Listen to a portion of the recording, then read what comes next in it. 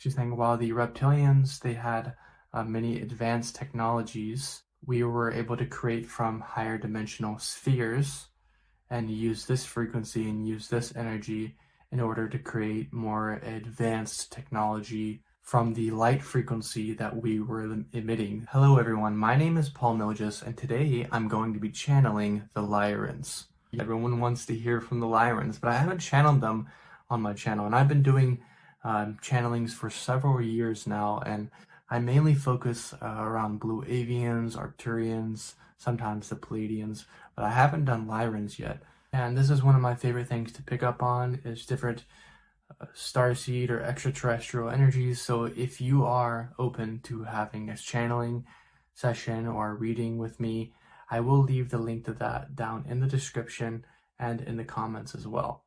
This is one of my favorite things to pick up on, is what people's Starseed origins are and why they incarnated in these different places. I'm very interested to see what comes through. And, I was curious, which Lyran beings am I going to channel? I'm just going to see what comes through, what energy comes in through first. And it was really funny. I tapped into the energy, and it was actually my friend Althea's team. They're part of her team. They look out after her and her soul group, and they're very high dimensional. These Lyran beings look after many starseeds, my friend Althea, and many more. It's almost like they kind of keep tabs on people, and they come in when the time is needed, in accordance with divine timing, in accordance with the Galactic Council. They really work on those levels. They're that high dimensional. So I'm gonna kind of get a feel of this energy. If you want to sense the energy with me, you're probably going to sense it through this video. But all you have to do, everyone can sense energy, everyone can channel. We're actually channeling all the time. Most people just don't realize it. I'm just consciously doing it. So when all those people say, oh, be scared of channeling, you don't know what you're channeling, things like that. Well, people are channeling all the time. They're picking up on other people's frequency, other people's spirit guides, teams, whatever it is. Many things are happening on an energetic and a soul level that we are not really aware of. So we all can do this. We all can tap into this divine energy. But again, I'm going to quiet my mind, see how I feel the energy, where I feel the energy first, and see what it feels like. And then we can go from there. So right now I'm feeling the energy coming and through my crown chakra, right through the back of my head. It feels very pleasant, feels very good. Now they're coming around to the front through my third eye chakra, whatever you call that. Now the energy is kind of just sweeping down like this, down into my body more so. They are very excited to talk through me today. They're saying, hello, dear ones. We are part of the Lyran collective. We are currently in the 13th dimension. So now I'm just asking how many of them are here with me right now. 3 different Lyran beings. Wow, exciting. I'm like, oh god, I'm scared. Now I really feel them coming down into my heart chakra. It's almost like they're kind of working on my heart chakra a little bit. It's like they're expanding it. It's a really cool feeling.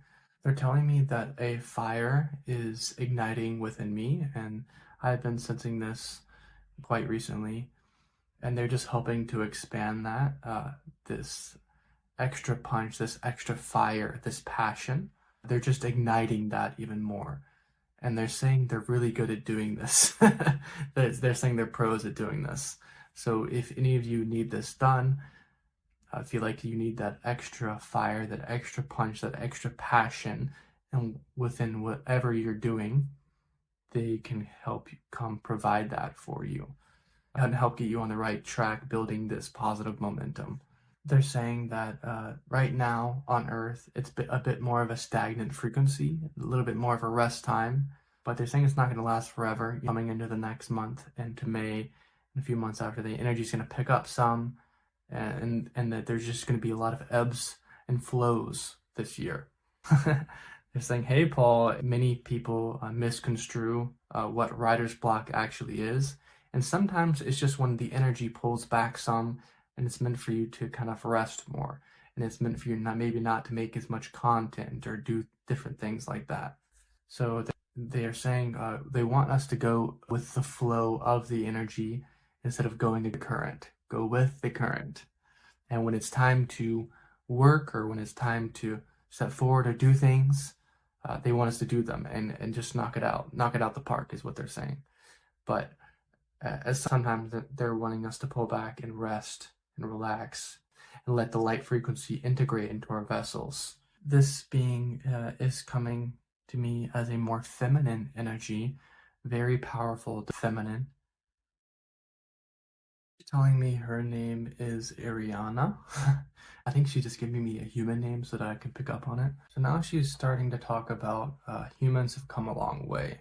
She's honestly kind of surprised that we've made it this far, but she's talking about there's much more to come here on Earth, and humans are going to ascend further, and we are going to interact with the ETs and the extraterrestrials more and more on a daily basis. She's saying eventually humans are going to interact more with the Galactic Council and more on a universal stage. But she's saying this will take time in order for the new paradigm to cement itself, for the new souls to cement their new starseed energy, and for the Earth to become more crystallized. She's saying the Earth is waiting. She's calling your name. She's saying it's only a matter of time before humanity really steps into the new Earth, but in this time, in this reality that we're living on, it seems very slow, but in reality it's very quick. She's talking about many people on Earth still have these systems and these belief systems within their mind that are very attached to the old paradigm or the old Earth. But she says in reality, the old Earth or the lower dimensional fields of Earth have been cleaned up, and there's not really an old Earth grid anymore. It's just kind of broken and dismantled. So really everyone here living here at this moment on Earth is connected to the new Earth grid, whether they like it or not, because it is the main frequency here now on Earth. And she's saying many of these souls that are more lower vibrational, they already have collective agreements before they've incarnated to agree to raise in frequency. So whether they like it or not, their energy will raise in frequency, even though they may not see it like that, or it may not seem like that on this physical plane when we see these people here. Now I'm going on and asking her a little bit about the Lyran Wars and different things like that. I was just wondering if she would be open to talking about something like that. So let's tap in and see. She's smiling and saying, although it's not necessary for us to really be placing our focus there, especially many starseeds and many humans, they like to place their focus there because many of them did fight or were in the wars, these Lyran wars, whether they were Lyran starseeds or whether they're Reptilian starseeds. So people have some interest in it because some of their past lives had some of these warrior types of lifetimes or lived during these these events that were happening. She's saying, yes, these wars did happen, and yes, we did fight the Reptilians, and she's talking about the Reptilians having like a dark cloud or just like taking over many planets, taking over many species. And she's saying that her species was one of the few species that really stood up to them, and this was meant to happen. It was almost like a divine intervention. It was like they're the only ones that could really come up against the Reptilians. She's talking about how this is something that really toughened up their species, the different Lyran species, as a lot of Lyrans had to work together against these threats. And she's saying while the Reptilians, they had many advanced technologies, we were able to create from higher dimensional spheres and use this frequency and use this energy in order to create more advanced technology from the light frequency that we were emitting from the electrons. She's saying a large part of what Reptilians would do, they would take from other species, their technology, and use it against different species. And she's also saying many of the planets that they would take over or destroy, many of these different types of extraterrestrial species were more peaceful, and they didn't have the capabilities for as much warfare as the reptilians did. It's not that they weren't as advanced, it's that they didn't have the type of technology that was for defense or for warfare, more peaceful type of beings. She says also this is not something that she necessarily wants us to really focus on too much, because she's saying everything plays a role in this universe. Even a lot of things that the reptilians did, there's also a lot of good that came from that, a lot of advancement that came from that, not just from a physical level, but from an energetic level and from a soul level, more advancement from them. She's saying even the reptilians are evolutionary souls and in some sort. We see many of them incarnating now on Earth and other places, but one of their main roles for them to play here in the universe was contrast. And she's talking about how Earth is somewhat of a metaphor of what has happened in the galaxy and in this universe at times, where the dark forces are going up against the lighter forces and creating this kind of contrast, going up against each other. She's saying these old ways, oh yes, they are prehistoric, and they will keep playing themselves out here on Earth until humans start to wake up more and more. She's saying every time one of these wars happen, or whatever it is, people will start to wake up more and more. They start to become a little bit more enlightened, because they are forced to. She's saying if we humans had it good all the time, and we're just in our houses and had all the money we wanted, and many of us wouldn't become awakened, or many of us wouldn't change. So in order for us to create this contrast on Earth, in order for us to evolve, there had to be some kind of duality or contrast here on Earth. She's saying there will be duality here on Earth in the future within the new Earth, but it won't be the same and as dense. And we won't learn in these very hard, traumatic, tragic type of ways. She's saying it's quite tragic what's happening here on Earth. And in the future on Earth, humans won't learn in the same way anymore. We will learn from a more evolved, more high vibrational state. Now Ariana, this Lyran being, is shifting directions and talking about more about control and people that like to control, and these people that are like narcissists, things like that. And she's saying ultimately this energy comes from insecurity and constriction. So she's saying even people that don't mean harm, whether it's in a relationship and someone's more insecure and they're projecting their insecurities onto someone else, that is a method of control for that person and themselves. So in a way of looking at this, she is telling us to look inward at this insecurity and to stare it straight in the face in order for this to be transmuted, or in order for this to be seen, to be brought up to the surface, to be transmuted, so that we can begin to love ourselves and become and to soak in the source frequency.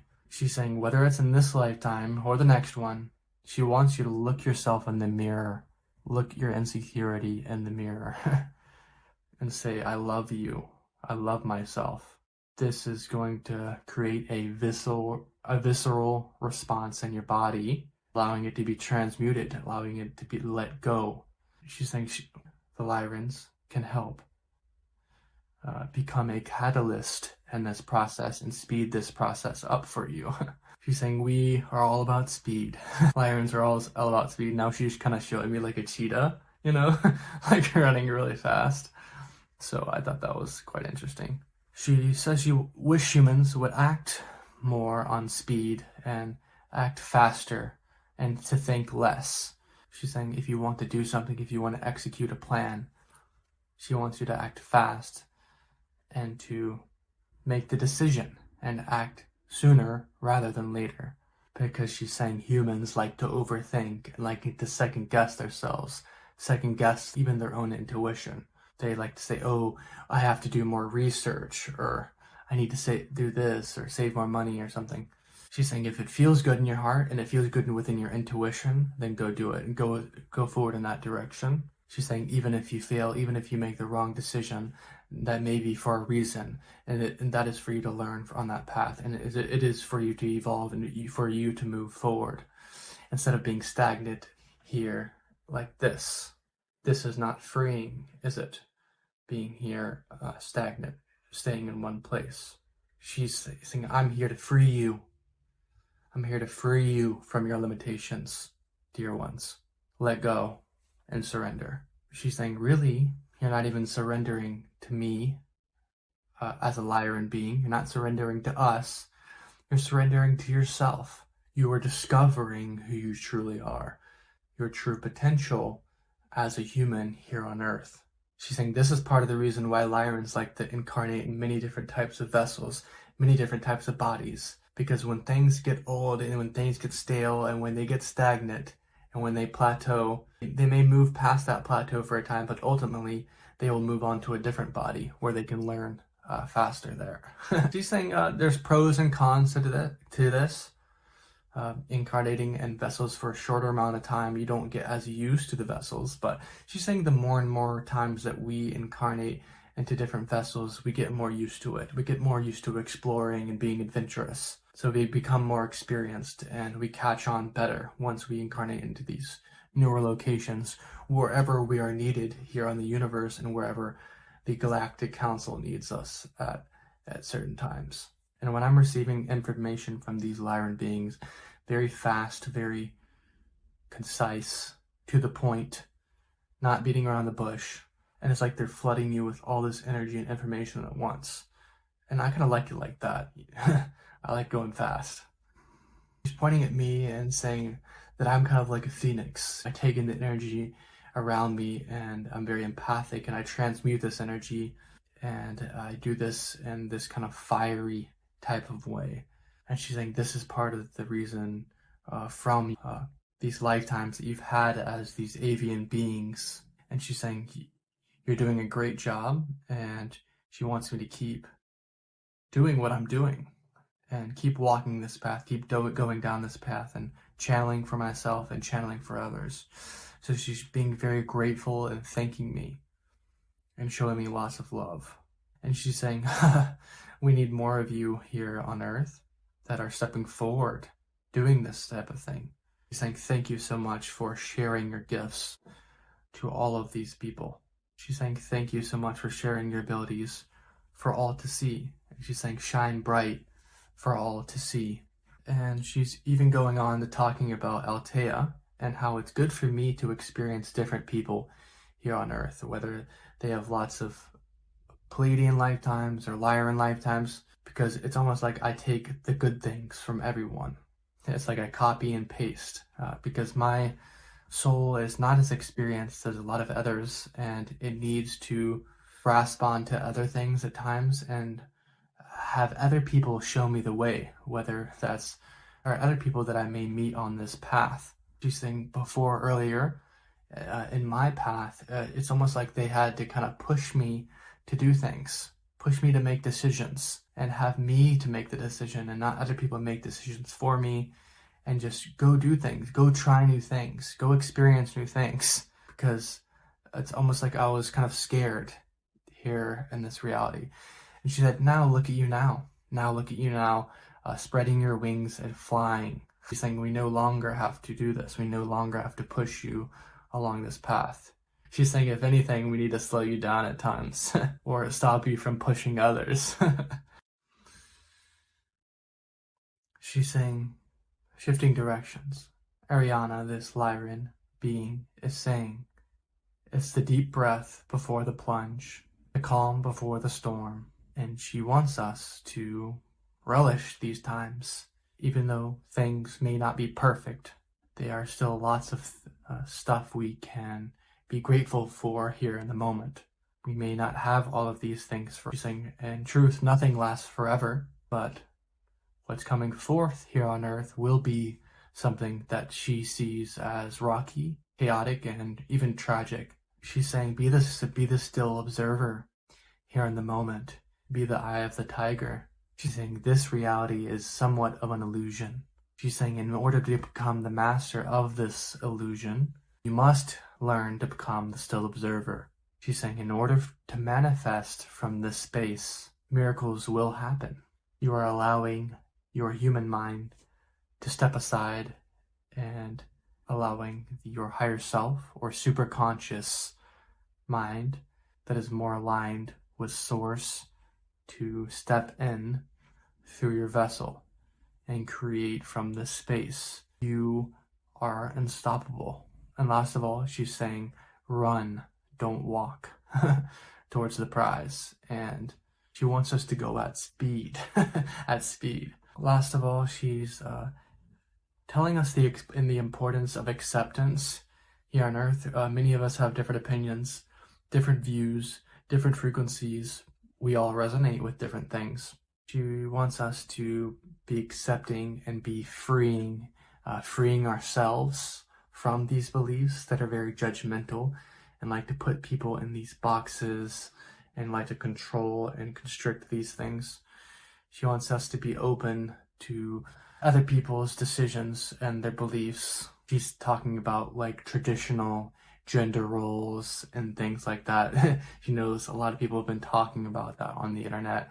She's saying most of all that none of this is really that important, talking about these things. She's saying we are always evolving here on Earth and always advancing as souls. And a lot of these things that we are so-called traditional, they are not what is aligned with what is coming here on Earth. Many of these beliefs will quite often be demolished and be replaced with new ones. She's saying people that are transgender or gay or bisexual or people that want open relationships, different things. This is the path. These people, she's saying, these people have come here to shatter the old traditional ways and norms because they are no longer needed and they are actually quite constricting on people's belief systems. She's saying the traditional ways, whether it's like Christianity or these older religions, at times they have overstepped their boundaries. And she knows that there's other people that are transgender and things like that, and they some of those communities have overstepped their boundaries. But we have to realize that both sides have overstepped their boundaries.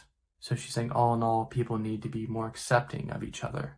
She's saying many people, many extraterrestrials don't even really have genders, don't even have physical bodies. So why does it even matter? She's saying, Paul, thank you for channeling today, and thank you for having me.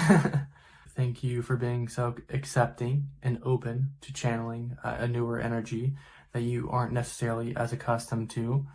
She's like, hopefully you've gotten more used to it. It's definitely different. And she's saying, don't worry. She's very happy to see me channeling so confidently. And she's saying, don't worry. Not every channeler is 100%, and don't be too hard and too critical on yourself. So she's saying thank you, and she's saying she's sending her love to all of you and is very happy that you have listened to today's channeling. Thank you, dear ones. Well, that was very interesting. She definitely had a lot of things to say. God damn it. Pretty crazy, huh? I'm definitely not accustomed to this energy. You could tell me I was kind of dwindling near the end of that channeling and kind of feeling a little bit weird. So definitely gonna have to go ground after this. And maybe that's a good reminder for you to go ground as well. And this is one of my favorite things to pick up on is different starseed or extraterrestrial energies. So if you are open to having a channeling session or a reading with me, I will leave the link to that down in the description and in the comments as well. This is one of my favorite things to pick up on is what people's starseed origins are and why they incarnated in these different places. And don't forget to like the video and let me know what you thought in the comments of this channeling. It's very different one that I usually have on this channel. And let me know what you would like to hear next, whether it's Sirians, whether it's the Pleiadians. Let me know. And thanks for watching, and until next time.